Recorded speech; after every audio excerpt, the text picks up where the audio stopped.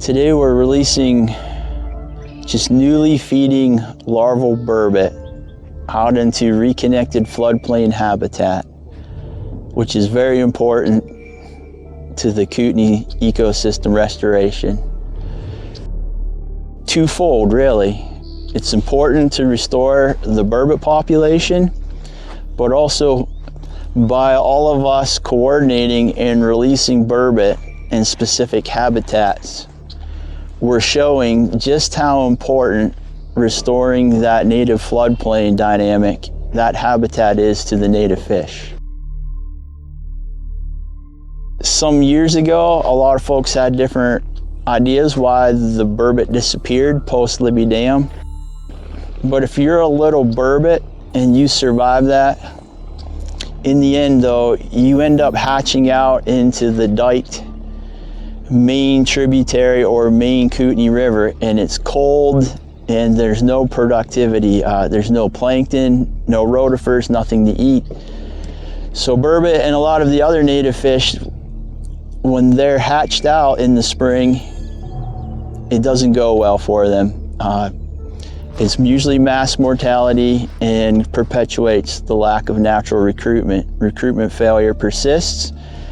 So when we release fish onto a habitat like here at the hunting grounds, it's warmer, you have plankton blooming all throughout the habitat, and we've shown through these targeted experimental releases just how important that native floodplain habitat is to restoring the fish, and as well as, all the plant communities to benefit all the different wildlife, your amphibians, your reptiles, your mammals, birds. So that's what we're doing, putting fish back on the landscape. Once we get water out there, we put the fish there, and it's going very well. So you've been releasing burbot within the streams and the lake and the river since what year? Since 2009. And what's the difference between releasing them within floodplain and releasing them within the stream systems? The biggest difference is, number one, temperature. When you can get water out of those diked main channels, it just warms up so much quicker. And that warming water really just helps the plankton communities just start to bloom. And then you have a lot of nutrient cycling. The vegetation with photosynthesis, it just creates a very productive ecosystem. And now you have warming water temperatures with food, and when the fish can get there, or if we put you there, you're a cold-blooded fish, but now you're warming up, you can metabolize, you can continue to grow and develop, get bigger, and you have plenty of food to support all of that. If you're stuck out in the main river or main tributary, it is just too cold with no food, and usually development stalls, leading to either just outright starvation, deformity, but either way, again, they die, and that just continues to lead to total recruitment failure. And so it persists in what some of the habitats are. So we're trying to go back to the more natural ecosystem.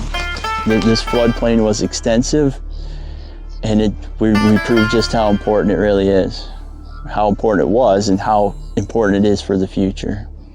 So could you talk a bit about what you know from when they hatch to fresh it, where they enter the system and then they make their way back out? Yeah, for burbot, and likewise for almost all small early life stages of fish, they're very small.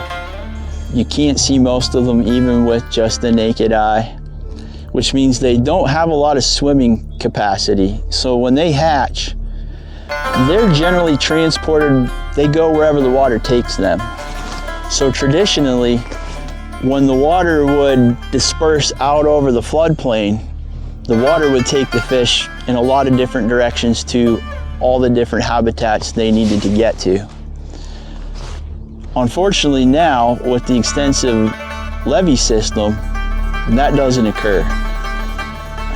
So with some of the targeted reconnects, there's now some transport dynamic that hopefully those little fish can get out onto the landscape once again into these reconnected habitats.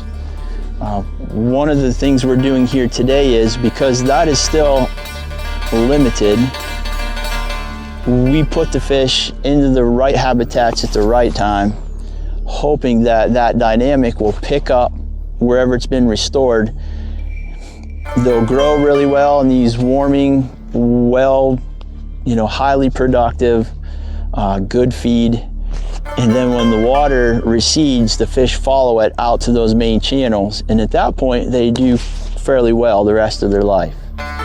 So what we need in the future is we need more natural water dynamic that can deliver those little fish and spread them out into the appropriate habitats.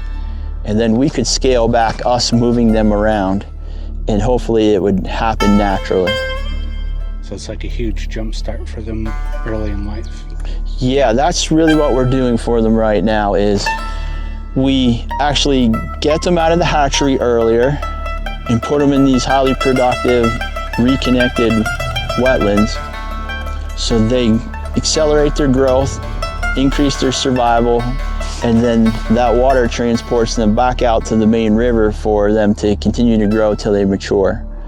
And then at that point, they're big enough, they're mobile. They can move around the system to find the appropriate food, migrate to spawn. It's just really those early life stages, they're so susceptible to environmental changes and habitat alterations. And I think it is probably the most misunderstood part of fish ecology.